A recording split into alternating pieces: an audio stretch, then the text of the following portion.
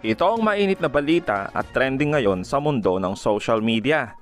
Sa patuloy na kaguluhan sa Senado, abay heto, sinagot kung sino nga ba ang may utos para sibakin sa pwesto si Senator Zubiri at bakit agad binusalan si Morales at bakit din biglang si Mayor Go ang naging usapan at nawala ang usaping bangag ang Pangulo.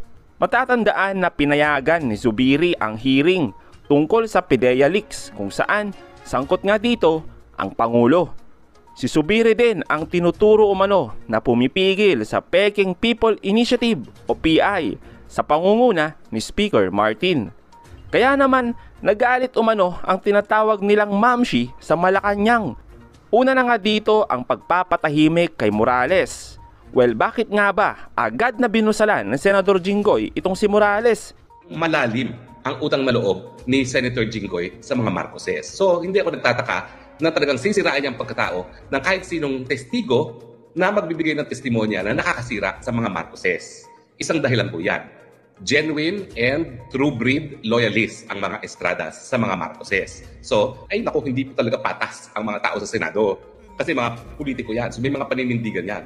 At syempre, meron na yung mga loyalties no, sa larangan ng politika. Talagang loyal ang Estrada sa Marcos. At yan naman po, yung pinagmamalaki nila. Pero bukod po dyan, syempre, huwag natin kakalimutan na convict si Jinggoy ng bribery dun sa kaso ni Napoles. Siya'y na-absulto sa plunder, pero convicted pa rin for bribery. Medyo mabigat po yan, ha? Masama naman ang loob ni Zubiri kay Bato dahil sa ginawa nitong pangtatraidor. I thought I've seen strange things in my political career. And this happens to be the strangest. Talagang kung kahapon ako po ay heartbroken, then po ako ay dumbfounded. Talagang hindi ko mag-gets, hindi ko talaga maisip, hindi ko talaga mag-grasp yung pangyayari ngayon. At least alam niya na dinipensahan ko siya bilang isang chairman ng committee. At dahil dyan, nagkaroon po ng sakripisyo, ako po yung sakripisyo dyan, na nawala po ako sa posisyon. Hindi ko talaga maintindihan na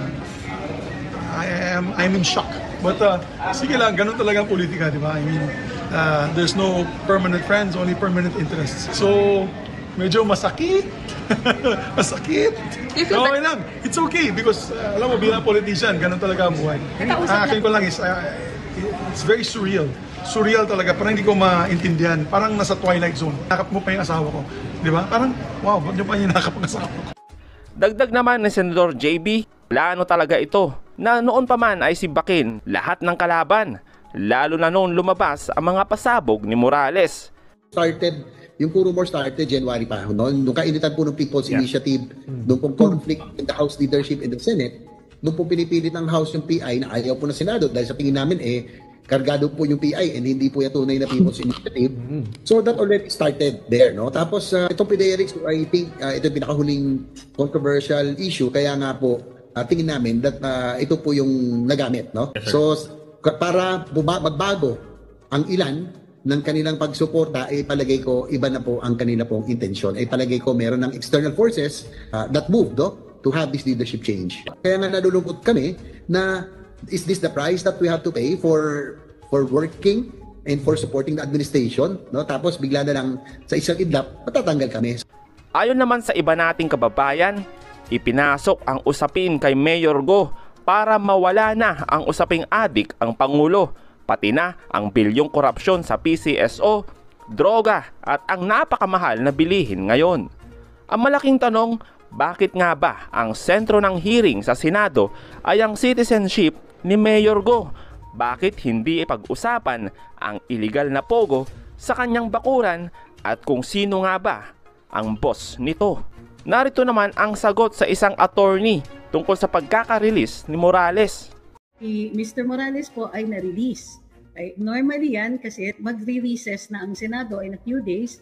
Ang Senado, sila'y magsiset kung ilang days. Normally yan upon the recommendation of the person who asked for the detention o kaya yung ang magsiset niyan ay yung chairman ng committee kung saan dinidinig yung inquiry na nag-impose ng kanyang contempt. Pero kung hindi pa nalagay o hindi maliwanag kung ganong katagal yung kanyang detention, normally nire-release yan kapag nag-recess na ang Kongreso. So, In this case, hindi pa nagre-recess, napakawala na si Mr. Morales. Mukhang sufficient na para dun sa committee ng ilang araw siyang nakadetain. Thank you kay Hershey. At ang punto dyan ay, lang siguro, ay para mapagbigyan din si Senator Jinggoy. Ngayon, dumalaw si Senator Jinggoy kay Mr. Morales habang siya po ay nakadetain at sinabi, gusto mo na bang umamin? Alam mo, pwede pa siyang ipastay all throughout recess, 2 buwan yun, sana sumagot daw siya ng maayos. Well, or at least yun yung impression ko dun sa sinasabi ni Mr. Morales, hindi ito verbatim. Pero sinabi naman, tinanong ni Senator Jinggoy kung si Mr. Morales nga ba daw ang nagbigay ng dokumento kay Madam Maharlika at ito naman po ay dininay niya consistent with his previous testimony. At sinabi din naman niya na siya naman daw po ang nagsumite ng sulat kay Director Lasso ng PIDEA in order to clarify na yun nga, hindi siya yung nagbigay pero willing siya to answer questions about the document. Okay, so later on, sabi naman ni Senator Jinggoy, yun nga, pabaho lang to, and so on. At any rate, yun na nga, na-release siya. Before din siya na-release, nadalaw din po siya ni Senator Chis Escudero, ang bago pong Senate President. So, meron din ganon. By the way, may movements din dito sa Senado. Okay, sabi ni Black and White Color TV, a resource person was detained. Well, ganito yon, yung detention has nothing to do with whether you're a resource person or not.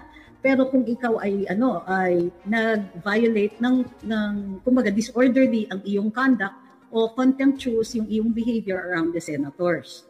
Okay, pero para sa akin, tama din po kayo na pumunta ako dito para magbigay ng liwanag. Yung resource person pumupunta para magbigay ng liwanag sa isang issue. Tapos ang pato sa kanya ay akala mo either akusado siya o siya yung complainant. Kasi bakit parang siya yung complainant? Kasi lumalabas na sinasabi nila kung ano-ano akusasyon itong si Mr. Morales, wala naman siyang ebidensya. Sinabi po ito ni Senator Jinggoy, wag po nating kakalimutan yun. At sinabi din po ito ng mga PIDEA, walang ebidensya yan si Morales. Ulit siya ng ulit, walang ebidensya si Morales. Teka muna, hindi naman siya pumunta para magdala ng ebidensya para sa inyo. Kayo yung feeling dyan na ina-attack ang presidente, nagtetestigo lang si Mr. Morales tungkol doon sa pagkuha niya ng statement sa isang informant at sa kanyang pag-apply for investigation ng information na binigay ng CI. Ngayon, okay, maganda na sandali lang si Mr. Morales at maganda din yung pakikitungo ng Office of the Sergeant at Arms o OSAA. Sila po ay, maganda yung plato sa kanya, napakain siya, and he felt secure, which is a good thing. Kasi marami ang nabagabag, nag-worry sa kanya. Nag-worry sa kanya na for his safety at yung iba nga dito kinakabahan sila. Now, as I said earlier on, yung committee head ng committee that conducts the inquiry, siya po ang magiging responsable dyan. Although it is really directly, it's the OSAA, ang head ng committee ay nag-oversight din, mino-monitor din nila yung mga tao na kanilang pinapaditin. So, ayun. So, it's a relief for everybody na wala na po sa detention si Mr. Morales. And we're still looking forward to the 4th hearing. Ang tanong, matutuloy pa ba ang 4th hearing? Gawa nga ng shake-up dito sa Senado. Titignan natin, abagan po natin yan. Si Picoy ba daw ay lumabas din? If I'm not mistaken, pati po siya ay ni-release na po from detention. Pero hindi pa po tayo nakaka-verify. No? I heard it but I have not verified it yet from an independent source. So, intayin po natin na ma-verify yung informasyon na yun. Sabi ni Tinkered Hell, parang naglaro lang o nag-trip lang ang convicted senator. Di namin nakakalimutan ang mga sinabi at ginawa niya. Good point. Sabi ni Ma'am Christine, patawa lang talaga si Jinggoy. Time and resource waster ng hearings tapos di pala nakikinig. Same question, did Agent JM give Maharlika the papers nonsense? Tabaho, may quote Jinggoy. Well, hindi. Ang katotohanan yan ay yung mga na-elect sa ating Senado ay mga may pera. Tapos, lalo silang yumayaman siguro. So, pero ulitin ko na, yun na, si Senator Chis ay nag-release na hindi daw po alam ng ating Pangulo na nagkudeta na nga na siya ang naging Senate President until Senate President na po siya. So parang pinalalabas ni Senator Chis, walang kinalaman ng Malacanang. Well, para sa akin, that would be good news kung ito ay totoo. Kasi ma-maintain yung independence ng Senado at posible na masasalag talaga ang People's Initiative. Halimbawa, isang clue dyan, yung release niya, noong una nainis ako kasi may release kagad si House Speaker Martin Romualdez at sinabi, we look forward to working together with the Senate, ganyan.